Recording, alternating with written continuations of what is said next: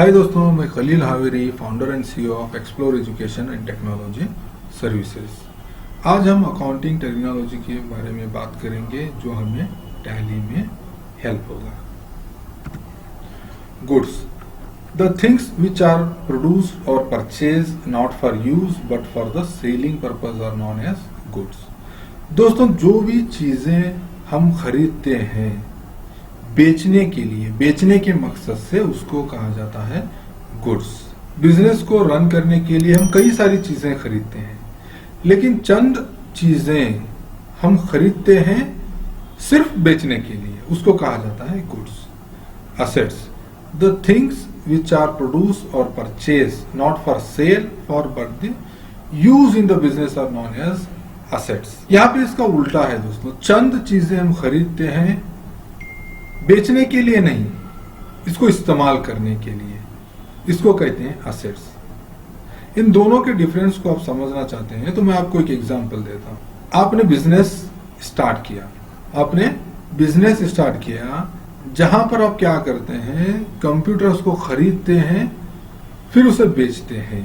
यहां पे जो आप कंप्यूटर्स खरीद रहे हैं वो आपके गुड्स हो गए, और बिजनेस को रन करने के लिए जो आपकी ऑफिस है वहां पर आपने चंद चीजों को खरीदा है, जैसे चेयर है, टेबल है, फैन है। ये जो चीजें आप खरीदे हैं बेचने के लिए नहीं, इसको इस्तेमाल करने के लिए, इसको बोलते हैं असेट। गुड्स और असेट्स बिजनेस के हिसाब से अलग अलग होते हैं। अभी मैं एक फर्नीचर शॉप का आपको एग्जांपल देता हूं। जो फर्नीचर शॉप वाला है वो फर्नीचर खरीदता है उसको बेचने के लिए, इसीलिए इसको क्या हो गया, ये जो फर्नीचर है इसका गुड्स हो गया। और जो कंप्यूटर का जो बिजनेस कर रहा है वो फर्नीचर खरीद रहा है, वो क्यों खरीद रहा है, अपने बिजनेस में इस्तेमाल करने के लिए। यहाँ पे इसका ये क्या हो गया, असेट्स हो गया। समझ रहे हैं आप? गुड्स और असेट्स ये डिपेंड होता है आपके बिजनेस पे।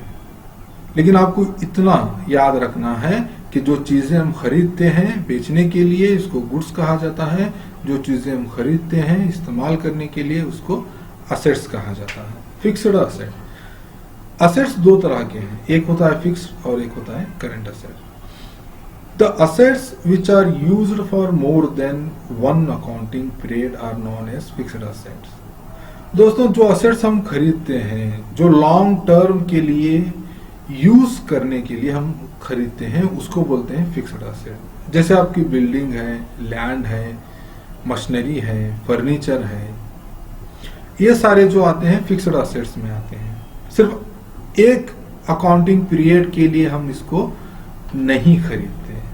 अकाउंटिंग पीरियड यानी 1 ईयर के लिए हम इसको खरीदते हैं, लॉन्ग टर्म के लिए। जब तक हमारा कंपनी रहेगा तब तक हम इसे इस्तेमाल करते रहेंगे, इसको बोलते हैं fixed assets. Current asset, a current asset is cash. Cash को हम करंट असेट कह सकते हैं, या फिर जो लिक्विड कैश हमारे पास होता है जो हम बिजनेस में रेगुलरली यूज करते हैं परचेस करने के लिए, पेमेंट करने के लिए, उसको बोलते हैं हम करंट असेट। इसीलिए क्या है, कैश यहाँ पे करंट असेट है। या any other company asset that will be turning to cash within 1 year from the date shown in the heading of the company's balance। या फिर वो assets जो 1 साल में कैश में टर्न होंगे। जैसे कि आपका जो गुड्स है, जो मटेरियल आपने खरीद कर रखा हुआ है, जो आप जिसको आप स्टॉक बोलते हैं, अगर आप वो सेल करेंगे तो आपको क्या होगा, वो कैश में रिटर्न आएगा, तो उसको हम करंट असेट कहेंगे। या तो आपने मटेरियल बेचा हुआ है, उधार बेचा हुआ है, जो सन्ड्री डेटास जिसको बोलते हैं, कस्टमर्स जो है उनसे जो पैसा आने वाला है वो भी कैश आएगा, इसीलिए वो भी करंट असेट हो गया। लायबिलिटी, द मनी और moneys worth payable by business to the outsider are known as liability. पैसा जो हमें बाहर वालों को देना है, यानी हमारे पास जो कर्जा है उसको बोलते हैं लायबिलिटी। जैसे कि सप्लायर को पे करना है, लायबिलिटी, कंपनी पर लायबिलिटी होती है। कैपिटल यानी ओनर जो पैसा लगाता है जो इन्वेस्ट करता है वो भी कंपनी पर कर्जा होती है। एक एग्जांपल ले लो, एक कंपनी है, आप उसे खरीदना चाहते हैं तो आपको क्या करना है, ओनर को पैसा देना है। यहाँ पे जो ओनर ने जो कंपनी पे पैसा लगाया है वो कंपनी पर कर्जा है, पहले आप उस कर्जे को चुकता करना है, उसके बाद उस कंपनी के ओनर बनना है। तो इसीलिए ओनर का जो इन्वेस्टमेंट होता है जिसे हम कैपिटल कहते हैं वो भी कर्जा होता है कंपनी पर। लायबिलिटी यानी कर्जा, आपने लोन लिया है, जो भी कर्जा कंपनी पर होता है उसे लायबिलिटी बोलते हैं। कैपिटल, द मनी और money is worth invested by the owner to start a business और नॉन एज कैपिटल। तो यहाँ पे जो ओनर कंपनी पर पैसा लगाता है या फिर दूसरी जो प्रॉपर्टी वो कंपनी को रन करने के लिए लगाता है, जैसे लैंड हो गया, बिल्डिंग हो गया, फर्नीचर हो गया, व्हीकल हो गया, मशीनरी हो गया, जो भी वो इन्वेस्ट करता है कंपनी को स्टार्ट करने के लिए या रन करने के लिए, उसको हम बोलते हैं कैपिटल। अब कैपिटल आप कैलकुलेट कैसे करेंगे, एक तरफ तो आप कंपनी के सारे असेट यानी उसकी प्रॉपर्टी को रखेंगे, उसमें से कंपनी पर जो कर्जा है उसको माइनस करेंगे, तो जितना बचता है वो हो जाता है ओनर का कैपिटल। उसके बाद फर्दर कैपिटल, द मनी और money is worth invested by the owner in order to develop the business और नॉन एज फर्दर कैपिटल। अभी कैपिटल लगा दिया, बिजनेस को स्टार्ट किया, उसके बाद कंपनी को रन करने के लिए या उसको डेवलप करने के लिए जो ओनर फिर से पैसा लगाता है उसको बोलते हैं further capital. Drawings, the money और money is worth withdrawn by the owner for his personal use are known as drawings. जब ओनर पैसा लगा दिया है, कंपनी रन हो रही है, उसके बाद जब वो कंपनी से कुछ पैसा निकालता है, ड्रॉ करता है, तो उसको बोलते हैं ड्राविंग्स। यहाँ पे वो विड्रॉ करके कंपनी के लिए नहीं यूज करेगा, यहाँ पे विड्रॉ करके अपने पर्सनल यूज के लिए वो इस्तेमाल करेगा, उसको बोलते हैं drawings. Expenses, the amount which is paid by the business to the outsider for getting any benefit are known as expenses. Expenses क्या होता है, कंपनी या बिजनेस जो पैसा पे करते हैं किसी सर्विस के बदले में, किसी बेनिफिट के बदले में, किसी प्रोडक्ट के बदले में कुछ खरीदने के लिए, तो उसको बोलते हैं एक्सपेंसेस। यहाँ पर आप सर्विस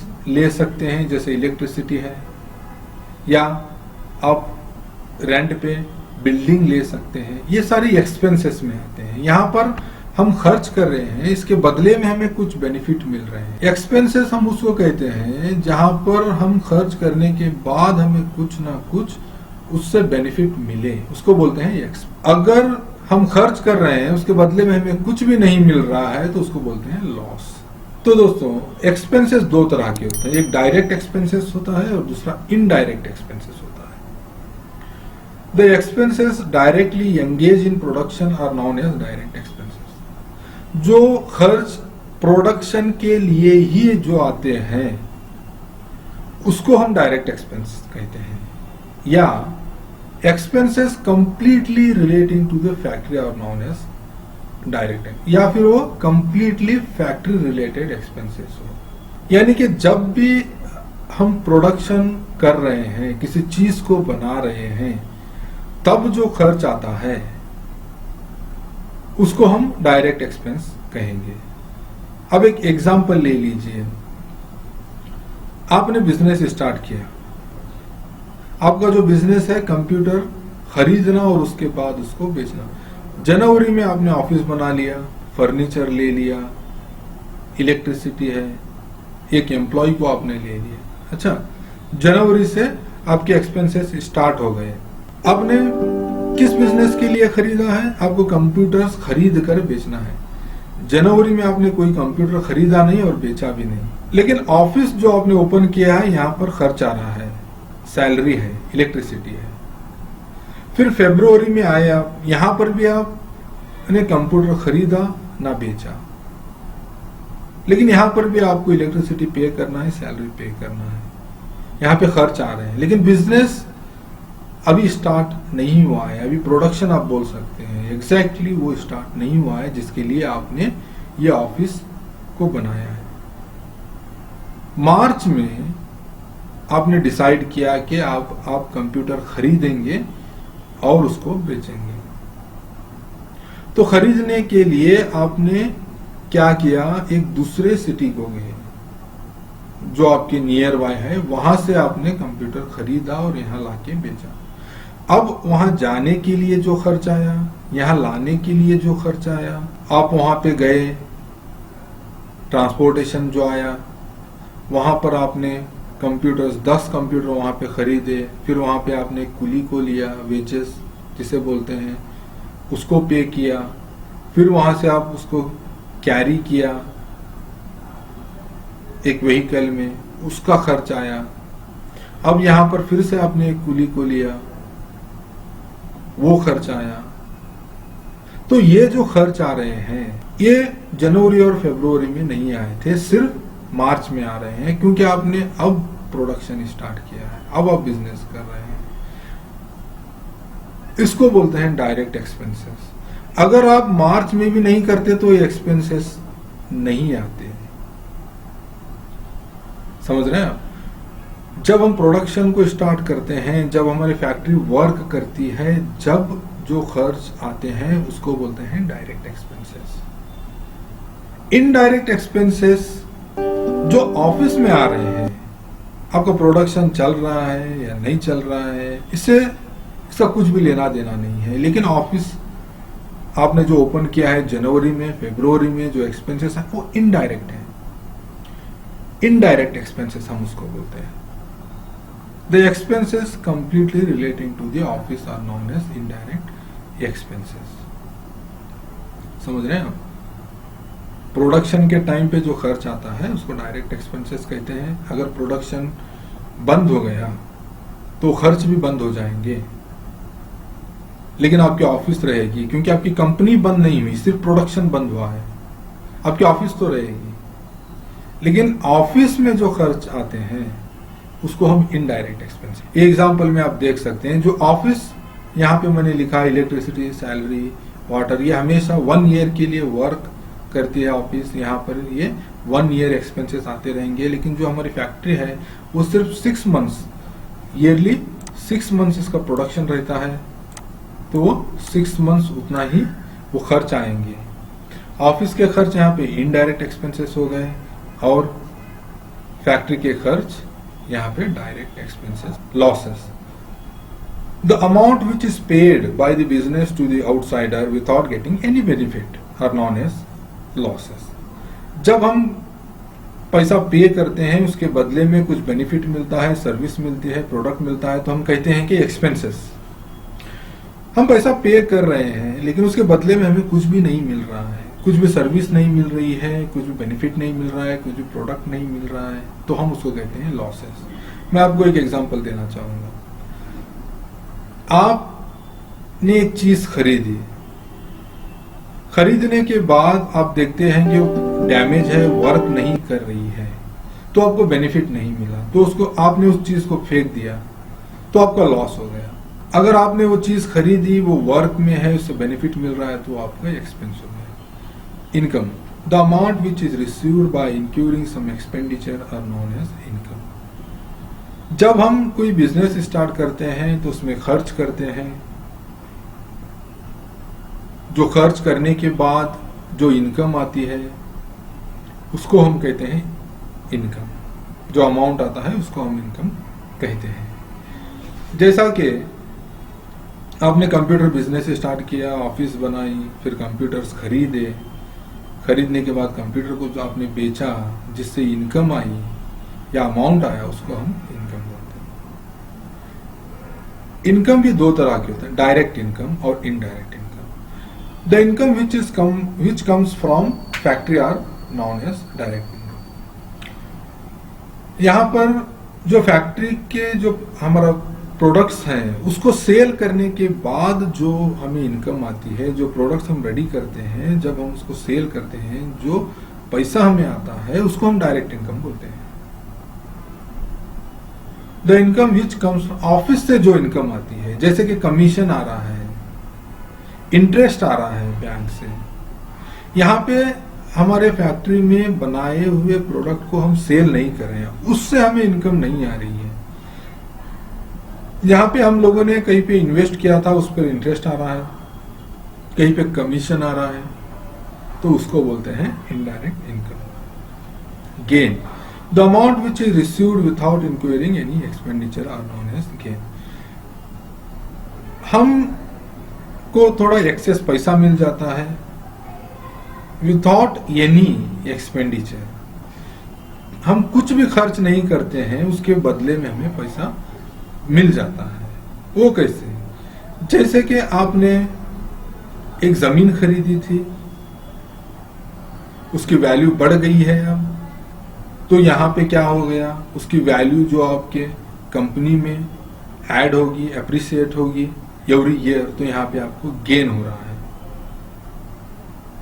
या तो फिर आप एग्जांपल ऐसे ले लीजिए, आपने एक कस्टमर को गुड्स सप्लाई किया था जो अमेरिका में, यूएसए में रहता है। जब आप उसको दे रहे थे तो डॉलर का रेट कम था, जब वो उधार लिया था, जब वो पे कर रहा था तो डॉलर का रेट ज्यादा हो गया था। यहां पर भी आपको गेन होता है। Profit, excess of income over the expenditure. Profit यानी फायदा। हमारा खर्च एक साइड है और दूसरी साइड हमारी जो इनकम है। अगर हमारा जो इनकम है हमारे खर्च से ज्यादा होता है तो उसको हम बोलते हैं प्रॉफिट। आपने 10,000 रुपए में चीजों को खरीदा, 12,000 रुपए में बेचा, तो हमारा है प्रॉफिट 2,000 रुपीज, इसको बोलते हैं प्रॉफिट। परचेज तो एक इंग्लिश वर्ड है जिसका मतलब है खरीदना, लेकिन अकाउंटिंग में हम परचेज उसको बोलते हैं जब हम गुड्स खरीदते हैं। हम बहुत सारी चीजें खरीदते हैं, लेकिन यहाँ पे हम परचेज नहीं बोलेंगे। लेकिन जब भी हम गुड्स खरीदेंगे, यानी ऐसी चीजें खरीदेंगे जो खरीद कर हम बेचने वाले हैं, तो हम बोलेंगे परचेज। सेल्स, गुड्स को बेचना, उसको हम सेल बोलेंगे। Purchase return, rejection in or outward invoice. Purchase return means the return of the full or a part of goods purchased by the businessman to his supplier. जब हम किसी चीज को खरीदते हैं,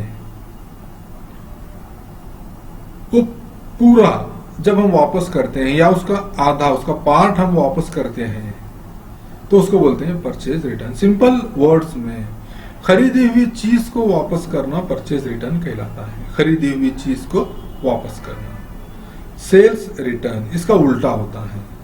जब हम किसी को सेल करते हैं, वो कस्टमर हमें रिटर्न करता है, तो उसको बोलते हैं सेल्स रिटर्न।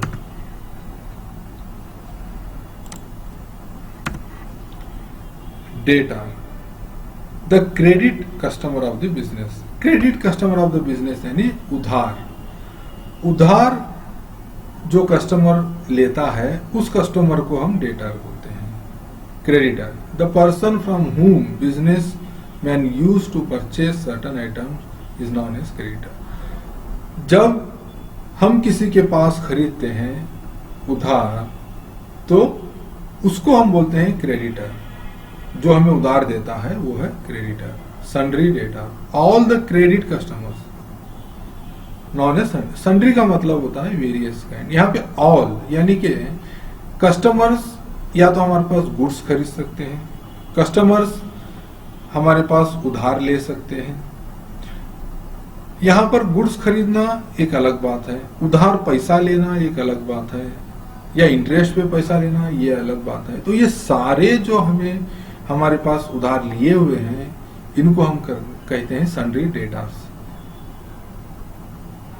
सन्ड्री क्रेडिटर उसी तरह से जिन लोगों को हमें पैसा देना है, जिन लोगों को हमें पैसा देना है, या तो फिर हमने लोन लिया है वो पैसा है, या तो फिर हमने गुड्स परचेज किया है वो पैसा देना है। ये सारे लोग जिन्हें हमें पैसा देना है उनको बोलते हैं sundry creditors. Bad debt, bad debt is a monetary amount owed to a creditor that is unlikely to be paid and or which the creditor is not willing to take action to collect because of various reasons, often due to debtor not having the money to pay. Bad debt यानी जब customer उधार लेने के बाद चुका नहीं पा रहा है, दे नहीं पा रहा है चंद रीजंस की वजह से, तो उसको बोलते हैं बैड डेट्स। या तो वो देना नहीं चाहता तो इसको बोलते हैं bad debts. Bad debt recovery, पहले जो अमाउंट को हमने बैड डेट कह दिया था, यानी कि उस कस्टमर से हमें पैसा नहीं आएगा, तो हमने इस तरह से इसको डिक्लेयर कर दिया था कि ये बैड डेट है। लेकिन जब वो पैसा आता है तो हम उसको बोलते हैं bad debt recovery. Depreciation, the amount which is reduced by the regular use of fixed assets is known as depreciation. यहाँ पे असेट्स यानी वो चीजें जो हम लॉन्ग टर्म के लिए यूज करते हैं, जैसे मशीन है, फर्नीचर है, व्हीकल है, इनका जो अमाउंट है वो ईयर बाय ईयर रिड्यूस होता जाएगा। सपोज आज आपने 1 लाख रुपीस का मशीनरी खरीदा है, 1 ईयर के बाद इसका जो वैल्यू है वो गिर जाएगा, तो उसको बोलते हैं डेप्रिसिएशन। एवरी ईयर बिजनेसमैन जो है अपने फिक्स्ड असेट को रिड्यूस करता है, तो उसको बोलते हैं depreciation. Proprietor, the real owner of the business is known as proprietor. Proprietor यानी जो ओनर होता है उसको प्रोप्रिएटर, किसी भी बिजनेस का जो ओनर होता है उसको हम प्रोप्रिएटर बोलते हैं। Outstanding expenses, the amount which is due but not at paid are known as outstanding expenses. Outstanding expenses यानी अमाउंट हमें देना है, हमें पे करना है, लेकिन हमने अभी तक पे नहीं किया है, उसको बोलते हैं आउटस्टैंडिंग एक्सपेंसेस। जैसे कि आपकी इलेक्ट्रिसिटी बिल आ गई है लेकिन आपने अभी तक पे नहीं किया है, वो ड्यू है लेकिन आपने अभी तक पे नहीं किया है, तो उसको बोलते हैं outstanding expenses. Prepaid expenses, the amount which is paid in advance but the benefits will get in future period are known as prepaid expenses. Prepaid expenses यानी खर्च जो आगे होने वाला है, खर्च जो आगे होने वाला है उसके लिए पहले से ही पे करना। जैसे कि आप वाटर मंगवाते हैं अपने ऑफिस को, तो आपने वाटर सप्लायर को पूरे साल का पे कर दिया है, अब आपको पूरा साल पे करने की जरूरत नहीं है, वो पूरा साल आपको वाटर सप्लाई करता रहेगा, इसको बोलते हैं prepaid expenses. accrued income, the income which is earned but not yet received are known as accrued income। हमने कमा तो लिया है लेकिन हमें अभी तक वो पैसा मिला नहीं है। जैसे कि आपने सेल किया, आपने क्रेडिट पे सेल किया, यहाँ तो सेल तो हो गया, अर्निंग तो हो गई, लेकिन क्रेडिट पे किया है, पैसा मिला नहीं है, इसको बोलते हैं accrued income। Profit and loss, net result of income and expenses. Income और एक्सपेंसेस की बिना पे जो रिजल्ट निकलता है उसको बोलते हैं हम प्रॉफिट और लॉस। अगर इनकम एक्सपेंसेस से ज्यादा है तो नेट रिजल्ट रहेगा प्रॉफिट, अगर एक्सपेंसेस इनकम से ज्यादा है तो नेट रिजल्ट रहेगा loss. Balance sheet, how the fund came into the business and invested in the business.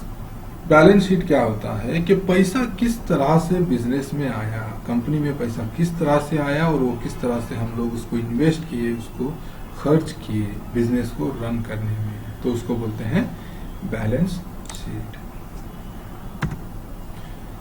Income received in advance, the income which is received in advance but not at earn are known as income received in advance. यानी कि यहाँ पे हम लोगों को पैसा मिल गया है लेकिन सेल नहीं हुआ है, यहाँ पे पैसा तो आ गया है लेकिन सेल नहीं हुआ है। जैसे कि आपको किसी कस्टमर ने एडवांस पे कर दिया कि आप हमें ये मटेरियल भेजिए, तो आप अभी तक उसको सेल नहीं किए हैं, आप अभी तक उसको डिलीवर नहीं किए हैं, तो उसको बोलते हैं income received in advance, voucher.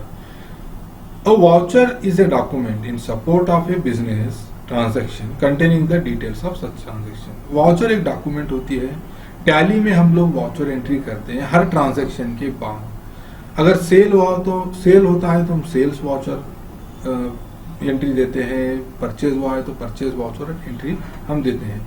यहाँ पे ट्रांजैक्शन का पूरा डिटेल होता है जो आपके अकाउंट पे इफेक्ट करेगा। सपोज आपने अपने सप्लायर को आपने कुछ पे किया है, तो आप यहाँ पे वो डिटेल इस डॉक्यूमेंट में डाल देंगे और एंट्री करेंगे। यहाँ से आप डालेंगे तो आपके पूरे रिपोर्ट्स में वो इफेक्ट करेगा। Receipt, when A trader receives cash from a customer against goods sold by him, issues a receipt containing the name of such customer, details of amount received with it। Receipt क्या होता है दोस्तों? Example ले लो कि आप एक mobile खरीदते हैं, तो आप दुकानदार से बोलते हैं कि मुझे रिसिप्ट चाहिए। रिसिप्ट में क्या होता है कि कस्टमर कौन है, क्या खरीदा है, कितना खरीदा है, कब खरीदा है, ये सारा डिटेल्स रहता है जो दुकानदार, बिजनेसमैन, बिजनेस पर्सन जो कस्टमर को देता है, जो बेच रहा है वो देता है खरीदने वाले को। इनवॉइस और bill, when a trade sales goods to a buyer, he prepares a sales invoice containing the details of name and address of buyer, name of goods, amount and terms of payment and so on. Similarly, when the trader purchases goods on credit, receives the invoice bill from the supplier for such goods।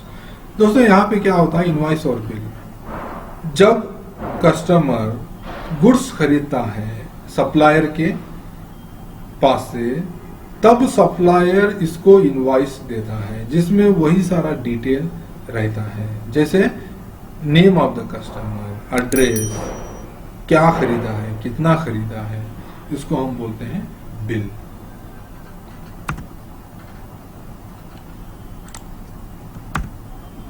Journal, journal is the accounting record of a particular transaction, format of A journal. दोस्तों tally में journal entry नहीं होता, tally में direct voucher entry होता है। तो journal entry में क्या होता है, जो ट्रांजैक्शन है उसके अकाउंट्स को लिया जाता है, जिसमें जो अकाउंट डेबिट हो रहा है उसको डेबिट किया जाता है, जो अकाउंट क्रेडिट हो रहा है उसको क्रेडिट किया जाता है। यही सारी चीजें वाउचर में भी।